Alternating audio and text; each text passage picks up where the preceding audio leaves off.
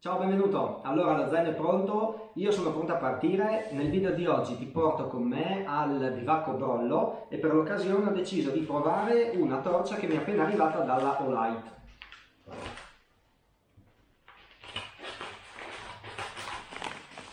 La torcia in questione è la Baton 2, che è un aggiornamento della versione Baton 1 con una batteria potenziata che è in grado di erogare fino a 1150 lumen. Nella confezione c'è la torcia e una serie di accessori come il lacciolo da braccio, una clip di ricambio, il caricabatterie ed un sacchettino in panno per contenere la torcia.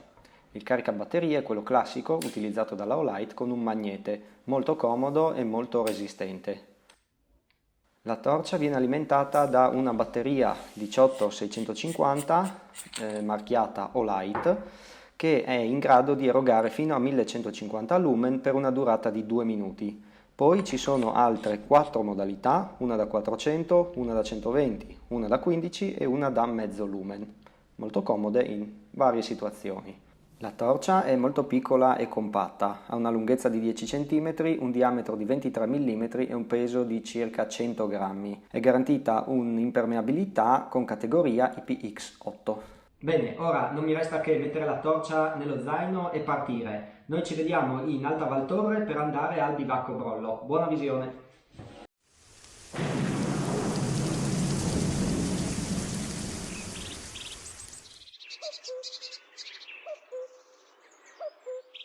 Bene, eccoci qua. Allora, sono appena partito, ho lasciato l'auto in Alta Val Torre e adesso ho intrapreso il sentiero che mi porterà fino al bivacco Brollo.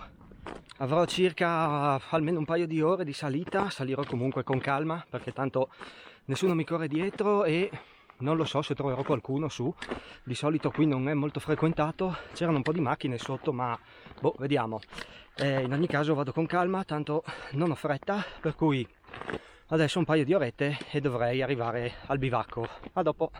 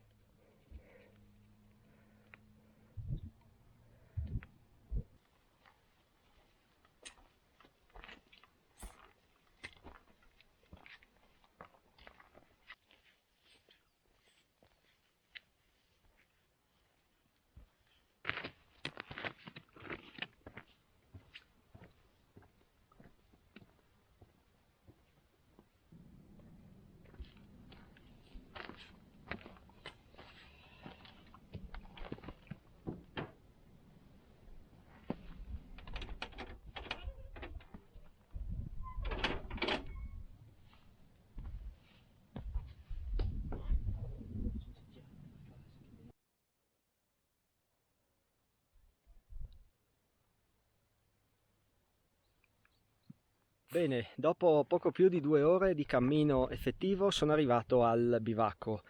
Non è stato semplice, il sentiero lo definirei tra il ripido e il molto ripido, non molla mai, è una cosa incredibile, si passa praticamente da un canalino all'altro con qualche breve traverso che ti fa rifiatare. Però sono veramente, soprattutto diciamo dopo metà, a un certo punto circa a metà c'è un corso d'acqua, lo si attraversa, poi ci si infila in due canali che sono ripidissimi. Per fortuna al pomeriggio sono coperti un po', il sole è qui alla mia destra, i canali sono a sinistra, sono coperti, quindi la parte iniziale è stata faticosa anche per il caldo. La seconda parte un po' meno perché ero un po' riparato dal sole e in ombra. Siccome c'è un po' di arietta, in ombra si sta abbastanza bene. Adesso ti faccio vedere un attimo com'è dentro il bivacco, che poi mi devo sbaccare sulla panca che c'è qua dietro almeno fino a ora di cena.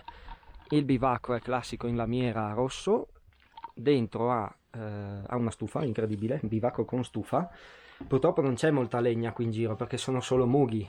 4 letti, questa è uno, poi questa si alza e ci sono i materassini, qua ce n'è altri 2, quindi 4, e probabilmente qui uno riesce a dormire o si mette sotto, diciamo forse in 6 si riesce a dormire. Qua c'è qualche genere di prima necessità, c'è un po' di sapone, di detersivo, qualche padella, caffè, un po' di pasta, c'è qualche piccolo genere alimentare, e una vecchissima cartina tabacco della zona, e boh, questo è tutto. Non è che sia molto grande. C'è una bella finestra dietro e c'è una tanica dell'acqua qua fuori col rubinetto esterno. Non c'è acqua, si vede che non l'hanno ancora attivata, diciamo d'inverno ovviamente la chiudono. Il bello di questo bivacco però direi che è l'esterno, soprattutto la vista, che adesso andiamo a vedere.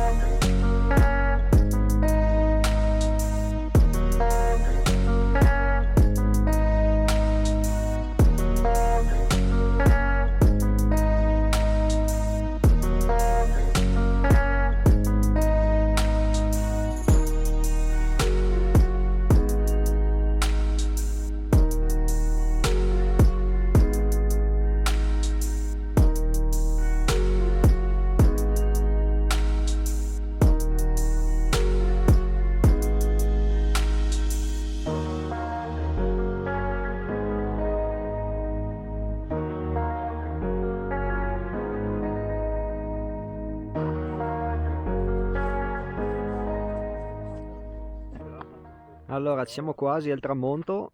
Io sono venuto su, pensavo di essere da solo, e quindi vabbè, ero leggerino con mangiare cose. Poi sono arrivati qua 5 baldi giovani e è iniziata la festa. Eh, Formaggio, salame, fuoco acceso. Io di tutto questo non ho fatto niente, oggi sono veramente vergognoso.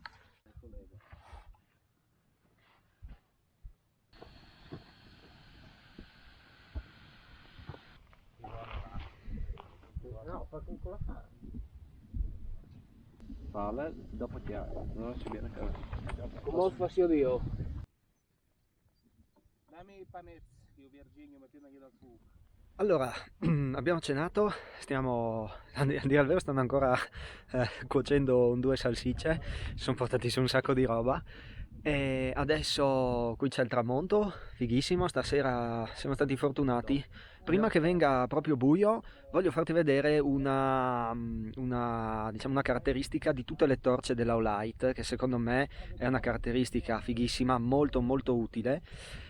Ovvero tutte le torce della Olight sulla loro coda hanno un magnete, per cui cosa si può fare? La torcia si può attaccare a un metallo magnetico.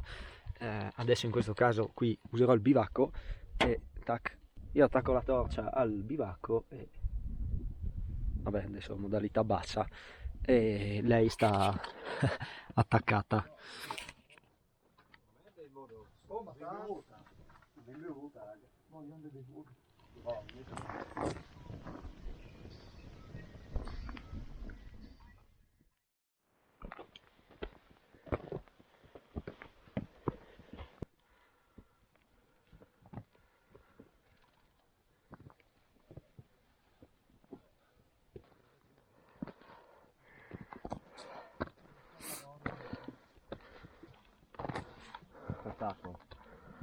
Oh, fantastico, bene.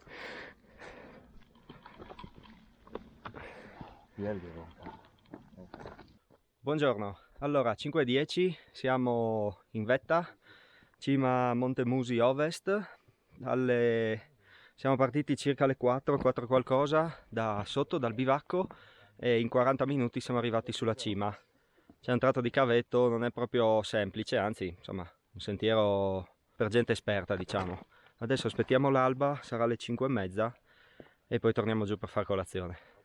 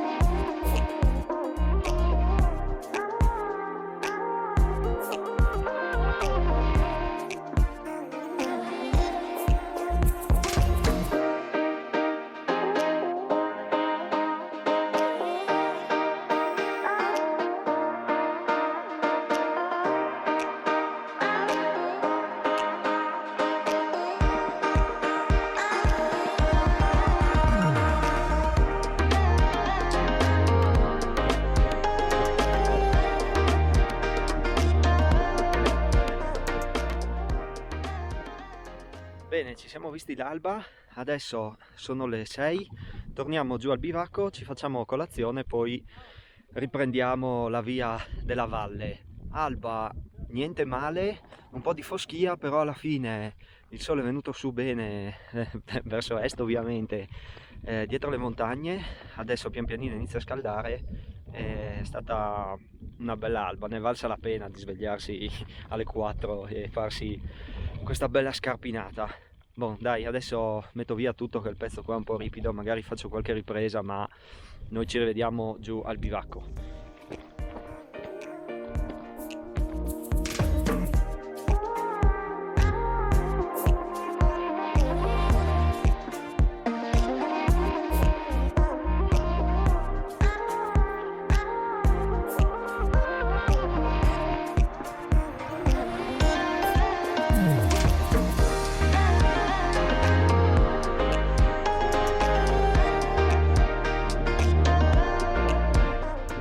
Bene, abbiamo sistemato, stiamo finendo di sistemare, abbiamo dato una pulita al bivacco, abbiamo rimesso tutto come era prima. Adesso sono le 8, abbiamo fatto colazione e ripartiamo. Ci dobbiamo rifare il sentiero infernale per la discesa. È l'unica via di accesso, a meno che non scendere dall'altra parte, ma quello lo si fa quasi dalla cima. Si fa un pezzo attrezzato e si scende in Val Resia. Noi invece torneremo in Val Torre, dove abbiamo la macchina.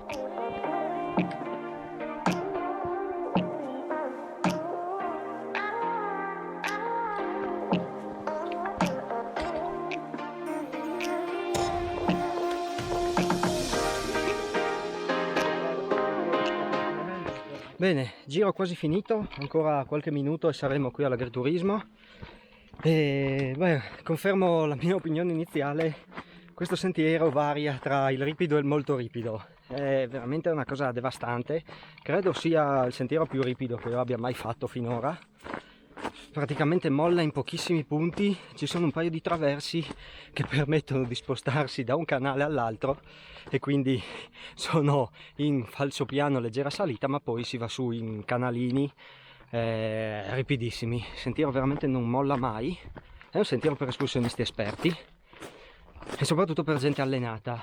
Fino al brollo serve un buon allenamento, ma tutto sommato non ci sono tratti esposti o troppo difficili, c'è qualcosina, ma con attenzione si passa. Poi il tratto più difficile è sicuramente la salita a Cima Musi. L'ultimo tratto per arrivare in cima c'è il cavetto, non è una ferrata in quanto è semplicemente un cavo, i fittoni sono molto lunghi, ci si può anche legare con l'imbrago, ma sì, in caso di caduta si prendono un bel po' di pacche prima di fermarsi. Per cui è molto meglio salire di cavo, ci si tiene al cavo e si va su, perché comunque sono pezzi verticali, su balze erbose, c'è un po' di terra, è sicuramente la parte più difficile di tutto l'itinerario, che ad ogni modo si può evitare se si va solo fino al brollo. È già una bellissima escursione, almeno 2 ore, dalle 2 ore alle 2 ore e mezza, poi dipende un po' dallo zaino, dal peso del passo, però comunque un bel tiro andare già fino al bivacco. Poi per chi vuole si sale su Cima Musi, panorama super sia su davanti la Val Torre che dietro sulla Val Resia e le montagne. Ieri sera si vedeva anche l'Antelao, peccato c'era un po' di foschia, non era limpidissimo, però gran bella vista anche dal Musi e dal bivacco Brollo.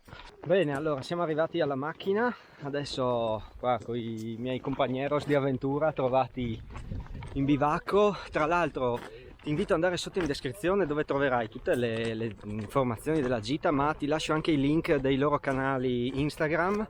Vanno spesso in montagna, fanno bivacchi, albe, tramonti, e quindi fanno belle foto, uno reel di tendenza, per cui ti invito ad andare a vedere i loro canali e a seguirli.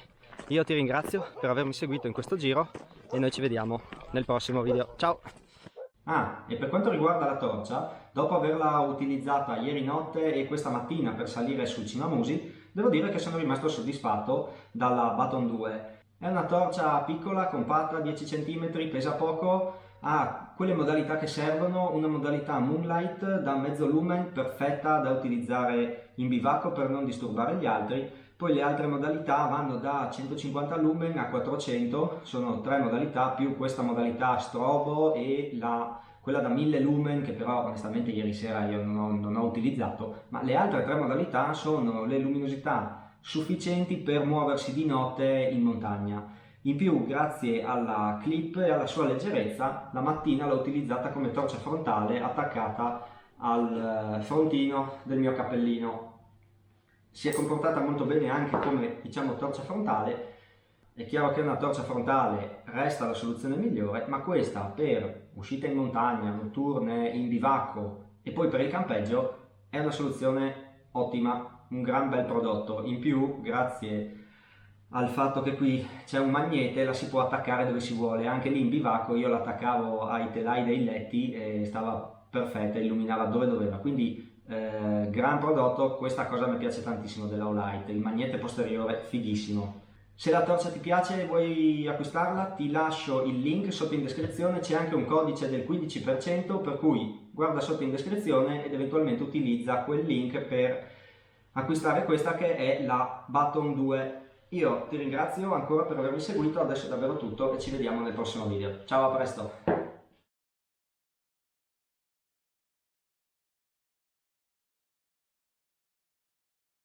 Qua lo youtuber sono io, ma qui siamo su altri livelli. Reel pazzeschi.